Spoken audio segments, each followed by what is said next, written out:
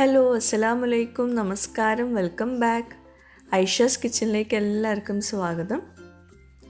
അപ്പോൾ ഇന്നത്തെ വീഡിയോയിൽ രണ്ട് ഡ്രിങ്ക്സ് റെസിപ്പി ഉണ്ട്. പ്രതിരോധശേഷി കൂട്ടാനുള്ള രണ്ട് ഡ്രിങ്ക്സാണ്. പിന്നെ ഇന്നത്തെ ഡിന്നർ മീലും കൂടിയുണ്ട്. ബിരിയാണിയാണ്. അപ്പോൾ വീഡിയോ കണ്ടിട്ട് നിങ്ങളെല്ലാവരും അഭിപ്രായങ്ങൾ പറയുക. പിന്നെ നമ്മുടെ ഐഷാസ് കിച്ചൺ ചാനൽ ഇതുവരെ സബ്സ്ക്രൈബ് ചെയ്യാത്തവരുണ്ടെങ്കിൽ നിങ്ങൾക്ക് ഈ ചാനൽ ഇഷ്ടമാവുന്നുണ്ടെങ്കിൽ ഒന്ന് സബ്സ്ക്രൈബ് ചെയ്യണേ. അവിടെ കാണുന്ന റെഡ് സബ്സ്ക്രൈബ് ബട്ടൺ ഒന്ന് പ്രസ് ചെയ്യുക. അതിൻ്റെ കൂടെ ചെറിയൊരു ബെല്ലൈക്കനുണ്ട്, അതുകൂടെ ഒന്ന് പ്രസ് ചെയ്യുക. അപ്പോൾ ഇതാ ഇതുപോലെ കാണാം. ഇതിൽ ഓൾ വേണം പ്രസ് ചെയ്യാനും. അപ്പോൾ ശരി, നമുക്ക് ഇന്നത്തെ വ്ളോഗിലേക്ക് പോകാം. അപ്പോൾ ആദ്യം ഞാൻ ഷെയർ ചെയ്യാൻ പോകുന്നത് പ്രതിരോധശേഷി കൂട്ടാനുള്ള നല്ലൊരു ചായയുടെ റെസിപ്പിയാണ്. അപ്പോൾ കഴിയുന്നതും ഈ ഒരു സമയത്ത് എല്ലാവരും പറ്റുന്നവരൊക്കെ ഇതൊന്ന് ട്രൈ ചെയ്ത് നോക്കുക. അപ്പോൾ അതിനായിട്ട് എന്തൊക്കെ ചേരുവകൾ ആവശ്യമുള്ളത് നോക്കാം. ഞാനിതാ ഇതുപോലെ ചെറിയൊരു പീസ് ഇഞ്ചി എടുത്തിട്ട് കനം കുറച്ചിട്ടൊന്ന് സ്ലൈസ് ചെയ്യുന്നുണ്ട്. തൊലിയൊന്നും കളയണ്ട, നന്നായിട്ട് കഴുകിയെടുത്തിട്ട് സ്ലൈസ് ചെയ്തെടുക്കുക. ആ ഇഞ്ചി മൊത്തത്തിൽ വേണ്ട കേട്ടോ, ഞാൻ ഇടുമ്പോൾ കാണിച്ചു തരാം എത്ര വേണമെന്നുള്ളത്. പിന്നെ കുരുമുളക് ഇതാ ഒരു 1/4 ടീസ്പൂൺ, അതിലും കുറച്ച് മതി, ഈ കാണുന്ന അത്രയും മതി. പിന്നെ 2 കറാമ്പട്ടയുടെ ചെറിയൊരു പീസ് എടുത്തിട്ടുണ്ട്, ഒന്നും കൂടി പോകരുത്. പിന്നെ ചെറുനാരങ്ങ, വലിയ ചെറുനാരങ്ങ എടുത്തിട്ടുള്ളത് അതിൻ്റെ പകുതി എടുത്തിട്ടുണ്ട്, അത്രയും വേണ്ട, പിഴിയുമ്പോൾ കുറച്ച് മതിയാകും. ഞാൻ പിഴിയുന്ന സമയത്ത് കാണിക്കാം. ഇഞ്ചി ആവശ്യത്തിനെടുക്കുക, അത്രയും വേണ്ട, ഞാൻ കാണിച്ചു തരാം കേട്ടോ. ഇടുമ്പോൾ 4 കപ്പ് വെള്ളത്തിലേക്ക് നമ്മൾ ചേർത്ത് കൊടുക്കുന്നത്. അതുപോലെ മഞ്ഞൾപ്പൊടി ഒരു 1/4 ടീസ്പൂണ് നിറയെടുത്താൽ മതി, ഒരുപാട് വേണ്ട. പിന്നെ ചായപ്പൊടി നിങ്ങൾക്ക് ഏതും എടുക്കുക. ഞാനിപ്പോൾ ഇവിടെ വൈറ്റ് ടീ ആണ് എടുത്തിട്ടുള്ളത്, വൈറ്റ് ടീ ലീവ്സ് എടുത്തിട്ടുള്ളത്. അപ്പോൾ നിങ്ങളടുത്ത് ഗ്രീൻ ടീ ഉണ്ടെങ്കിൽ അതെടുക്കാം, അല്ലെങ്കിൽ നമ്മൾ സാധാ ബ്ലാക്ക് ടീൻ്റെ ചായപ്പൊടി എടുക്കാം കേട്ടോ. അപ്പോൾ ഞാൻ 4 കപ്പ് വെള്ളം തിളപ്പിക്കാൻ വയ്ക്കുന്നുണ്ട്. വെള്ളം തിളച്ച ശേഷം നമുക്കതിലേക്ക് 1/4 ടീസ്പൂണ് മഞ്ഞൾപ്പൊടി ചേർത്ത് കൊടുക്കാം. ഒരിക്കലും മഞ്ഞൾപ്പൊടി കൂടുതൽ യൂസ് ചെയ്യരുത്, അതിനൊക്കെ ഒരു കണക്കുണ്ട്. നമ്മൾ ഏതൊരു സാധനമാണെങ്കിലും കൂടുതൽ യൂസ് ചെയ്താൽ അത് കേടാണ്. അപ്പോൾ 1/4 ടീസ്പൂൺ മഞ്ഞൾപ്പൊടി, പിന്നെ ഇഞ്ചി ഒരു 5-6 സ്ലൈസ്, ചെറിയ സ്ലൈസ് എടുത്തിട്ടുള്ളൂ. പിന്നെ കുരുമുളകും കറാമ്പട്ടയും അതെല്ലാം കൂടി നമ്മൾ ഈ തിളയ്ക്കുന്ന വെള്ളത്തിലേക്ക് ഇട്ട് കൊടുത്തിട്ട് നന്നായിട്ട് മിക്സ് ചെയ്ത് കൊടുക്കുക. എന്നിട്ട് ഇത് അടച്ച് വെച്ചിട്ട് നന്നായിട്ടൊന്ന് തിളയ്ക്കട്ടെ. ആ ഒരു വെള്ളത്തിൽ നമ്മൾ ചുക്ക് കാപ്പിയൊക്കെ ഉണ്ടാക്കുമല്ലോ, അതുപോലെ തന്നെ അതിൽ നന്നായിട്ട് ഒന്ന് ചെറുതായിട്ടൊന്ന് കുറുകി വരട്ടെ. എന്നിട്ടാണ് നമ്മളിതിലേക്ക് ചായപ്പൊടിയൊക്കെ ഇട്ട് കൊടുക്കുന്നത്. അപ്പോൾ ചായപ്പൊടി സാധാ ഇതില്ലെങ്കിൽ ഇപ്പോൾ നിങ്ങൾക്ക് ഇതുപോലത്തെ ബ്ലാക്ക് ടീ, ഞാനിപ്പോൾ ഇവിടെ റെഡ് ലേബിൾ ടീ ആണ് യൂസ് ചെയ്യുന്നത് നമ്മൾ സാധാ ചായക്ക് വേണ്ടിയിട്ട്. അപ്പോൾ ഇതാ നമുക്കിത് നന്നായിട്ട് തിളപ്പിക്കാൻ വേണ്ടിയിട്ട് അടച്ചു വയ്ക്കാം. ഒരു 5 മിനിറ്റ് നന്നായിട്ട് തിളയ്ക്കണം.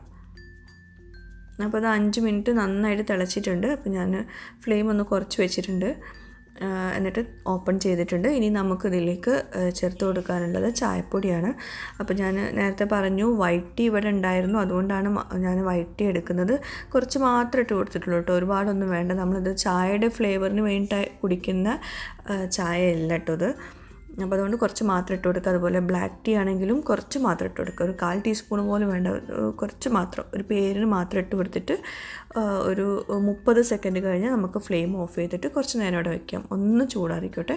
അല്ലെങ്കിൽ അപ്പോഴേ നമ്മൾ സ്ട്രെയിൻ ചെയ്യേണ്ട കേട്ടോ. കുറച്ച് നേരം അവിടെ വെച്ച ശേഷം നമുക്ക് അരിപ്പയിലൂടെ വേറൊരു പാത്രത്തിലേക്ക് മാറ്റാം.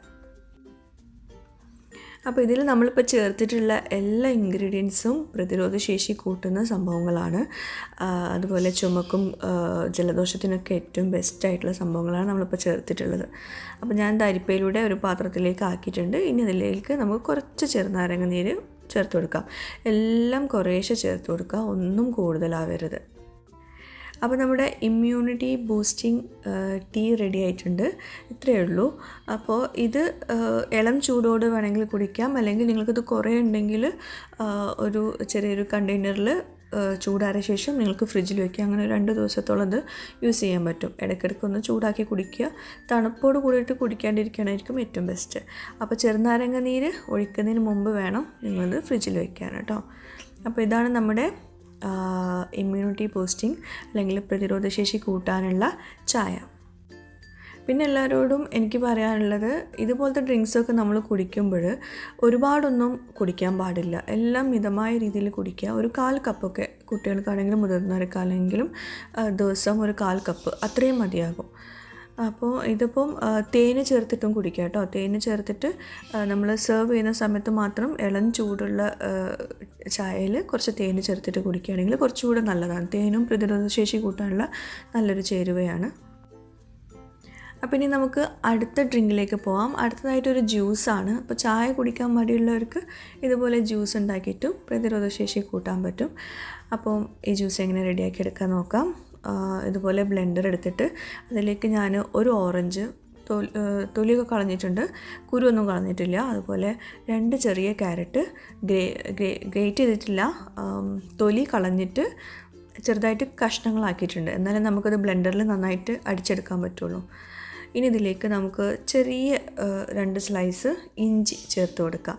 ക്യാരറ്റും ഓറഞ്ചൊക്കെ ഇമ്മ്യൂണിറ്റി ബൂസ്റ്റിംഗ് ഫ്രൂട്ട്സാണ്.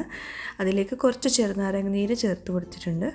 പിന്നെ ഇതിലേക്ക് പഞ്ചസാര ഒന്നും ചേർക്കുന്നില്ല കേട്ടോ. ഈ ഓറഞ്ചിൻ്റെയും ക്യാരറ്റിൻ്റെ ഒക്കെ മധുരം മതി. ആവശ്യത്തിനുള്ള വെള്ളം, കുറേ വെള്ളം ഒഴിക്കരുത്, ജ്യൂസ് അടിച്ച് കിട്ടില്ല. നമുക്ക് നന്നായിട്ട് ബ്ലെൻഡ് ചെയ്തെടുക്കാം. എന്നിട്ട് അരിപ്പയിലൂടെ അരിച്ചെടുക്കാം. പിന്നെ എല്ലാവർക്കും അറിയുന്നുണ്ടാവും, പ്രതിരോധശേഷി കൂട്ടുന്ന നല്ലൊരു വെജിറ്റബിളാണ് ക്യാരറ്റ്. അതുപോലെ പ്രതിരോധശേഷി കൂട്ടുന്ന നല്ലൊരു ഫ്രൂട്ടാണ് ഓറഞ്ച്. അപ്പോൾ ഇത് രണ്ടും കൂടി മിക്സ് ആക്കിയിട്ടാണ് നമ്മളിപ്പം ജ്യൂസ് ചെയ്തിട്ടുള്ളത്. പിന്നെ ഇത് പാല് കൂട്ടിയൊന്നും ജ്യൂസ് അടിച്ചാൽ അതിൻ്റെ ആ ഒരു ബെനിഫിറ്റ് കിട്ടില്ല കേട്ടോ. പിന്നെ അതുപോലെ ഞാൻ അരിപ്പയിലൂടെ അരിച്ചെടുത്തിട്ട് കുറച്ചുകൂടെ വെള്ളം ഒഴിച്ചിട്ട് ഒന്നുകൂടെ മിക്സ് ചെയ്തിട്ട് ഒന്നുകൂടെ അരിച്ചെടുക്കുന്നുണ്ട്. കാരണം നമുക്ക് വേണമെങ്കിൽ ഒന്നുകൂടെ ജ്യൂസ് ചെയ്തിട്ട് അരിച്ചെടുക്കാം. ആ ഒരു മൊത്തം ഇത് കിട്ടിക്കോട്ടെ എന്ന് വിചാരിച്ചിട്ടാണ് ഇങ്ങനെ ചെയ്യുന്നത് കേട്ടോ. അപ്പോൾ ചിലർക്ക് ഇത് മധുരം ചേർക്കാണ്ട് കുടിക്കുന്നതായിരിക്കും ഇഷ്ടം, ചിലർക്ക് ഇതിൽ കുറച്ച് ഉപ്പ് ചേർത്തിട്ട് കുടിക്കുന്നതായിരിക്കും ഇഷ്ടം. അപ്പോൾ ഞാനിപ്പം മധുരവും ചേർക്കുന്നില്ല, ഉപ്പും ചേർക്കുന്നില്ല. അപ്പോൾ നിങ്ങളുടെ ഇഷ്ടത്തിനനുസരിച്ച് ചേർത്ത് കൊടുക്കുക. വേണമെങ്കിൽ തേന് ചേർത്തിട്ട് കുടിക്കാം, അല്ലെങ്കിൽ പഞ്ചസാര, കുട്ടികൾ കുടിക്കുന്നില്ല എന്നാണെങ്കിൽ പഞ്ചസാര ചേർത്ത് കൊടുക്കാം ജ്യൂസ് അടിക്കുന്ന സമയത്ത്. അപ്പോൾ നല്ല ടേസ്റ്റാവും കുടിക്കാൻ കേട്ടോ.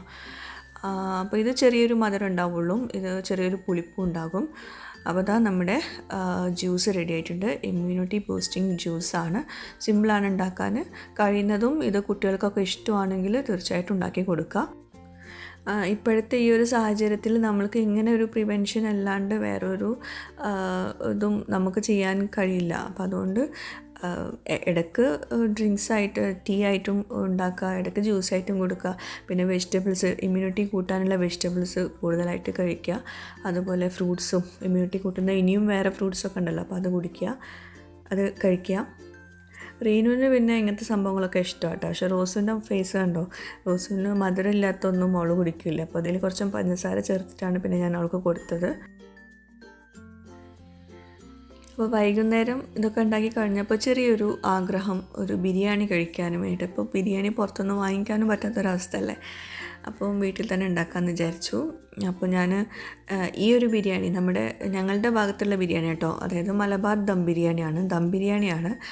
അപ്പോൾ ഇതിൻ്റെ കംപ്ലീറ്റ് റെസിപ്പി ഞാൻ മുമ്പ് ഷെയർ ചെയ്തിട്ടുണ്ടായിരുന്നു. ഒരുപാട് പേര് ട്രൈ ചെയ്തിട്ട് ഭയങ്കര നല്ല ഫീഡ്ബാക്ക്സ് തന്നിട്ടുള്ളൊരു റെസിപ്പിയായിരുന്നു.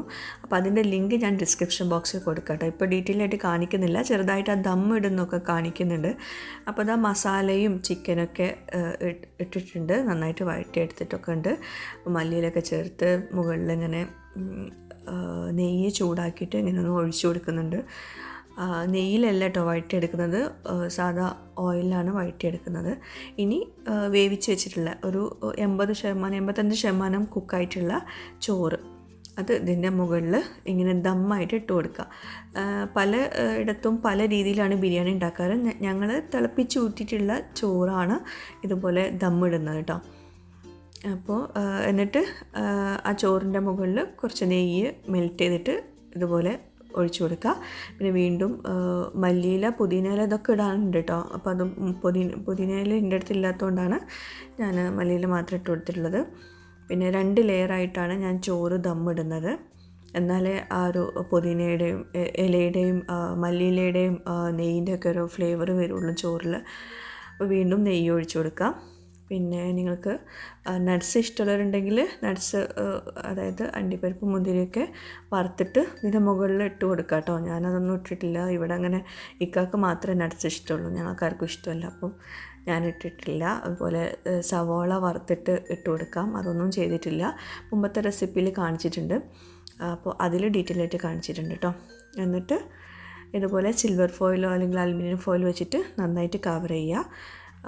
എന്നിട്ട് അതിൻ്റെ ലിഡ് കൊണ്ട് ക്ലോസ് ചെയ്യാം. ഇനി ഇത് വളരെ സിമ്മിൽ ഒരു 30 മിനിറ്റ് വെക്കണം. അപ്പോൾ ഇതൊക്കെ വിശദമായിട്ട് ഞാൻ മുമ്പത്തെ വീഡിയോയിൽ കാണിച്ചിട്ടുണ്ട്, പറഞ്ഞിട്ടുണ്ട്. അപ്പോൾ അത് ഡീറ്റെയിൽ ആയിട്ട് ആവശ്യമുള്ളവർക്ക് കാണാം കേട്ടോ. അപ്പോൾ 30 മിനിറ്റ് കഴിഞ്ഞപ്പം നമ്മുടെ ബിരിയാണി റെഡി ആയിട്ടുണ്ട്. നല്ലൊരു മണമൊക്കെ വരും. പിന്നെ ബിരിയാണി നമ്മൾ ദമ്മ് പൊട്ടിക്കുന്ന സമയത്ത് എല്ലാം കൂടി ഒരുമിച്ച് മിക്സ് ചെയ്യരുത്, ഒരു സൈഡിൽ നിന്ന് നമ്മൾ മിക്സ് ചെയ്തെടുക്കണം. പലരും പറഞ്ഞിട്ടുള്ളൊരു കാര്യമാണ് മസാല കൂടിപ്പോയി അങ്ങനെയൊക്കെ പറയാറുണ്ട്. അപ്പം അതിനുള്ളൊരു റീസൺ എന്താണെന്ന് വെച്ചാൽ നമ്മൾ ആവശ്യത്തിന് മാത്രം മിക്സ് ചെയ്യുക. ഈ വെള്ളച്ചോറും മഞ്ഞച്ചോറും കൂടി എല്ലാം കൂടി മിക്സ് ചെയ്തിട്ട് മൊത്തം മഞ്ഞ കളറിലാക്കരുത്. കുറച്ച് വൈറ്റ് റൈസ് മാറ്റി വെക്കണം. എന്നിട്ട് ഇതുപോലെ മിക്സ് ചെയ്ത് കൊടുക്കാം.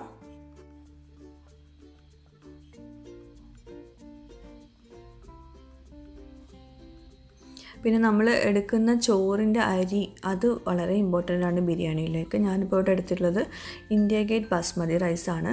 അപ്പം കൈമ റൈസ് ഉണ്ടെങ്കിൽ അതെടുക്കാം, അതായിരിക്കും നല്ലത്. ഞാനിപ്പോൾ ഇവിടെ ലോങ് ഗ്രെയിൻ ബാസ്മതി റൈസ് തന്നെ എടുക്കാറ് കേട്ടോ എല്ലാത്തിനും. എനിക്ക് കൈമ റൈസ് തന്നെ വേണമെന്നില്ല, പക്ഷെ അതുകൊണ്ട് നല്ല ടേസ്റ്റാണ്. മലബാർ ബിരിയാണിയൊക്കെ നമ്മൾ കൈമ റൈസ് ആയിട്ടാണ് ഉണ്ടാക്കാറ്.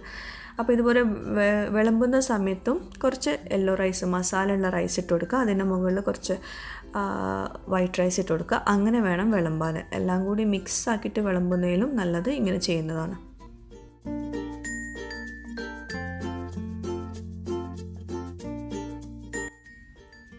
പൊതുവേ എല്ലാവർക്കും ഇഷ്ടമുള്ളൊരു വിഭവമാണ് ബിരിയാണി. അപ്പോൾ നല്ല പെർഫെക്റ്റായിട്ട് ബിരിയാണി എങ്ങനെയാണ് ഉണ്ടാക്കുക എന്നുള്ളത്, പ്രത്യേകിച്ച് മലബാർ ദം ബിരിയാണി ഉണ്ടാക്കുക എന്നുള്ളത് അറിയണമെങ്കിൽ ഡിസ്ക്രിപ്ഷൻ ബോക്സിൽ ഞാൻ ലിങ്ക് കൊടുക്കാം, അല്ലെങ്കിൽ ഞാൻ പിൻഡ് കമൻ്റായിട്ട് അതിൻ്റെ ലിങ്ക് ഇടാം. തീർച്ചയായിട്ടും ട്രൈ ചെയ്ത് നോക്കാം. അടിപൊളി റെസിപ്പിയാണ്. കുറേ പേര് ട്രൈ ചെയ്തിട്ട് ഫീഡ്ബാക്ക്സ് തന്നിട്ടുള്ള റെസിപ്പി കൂടിയാണ്.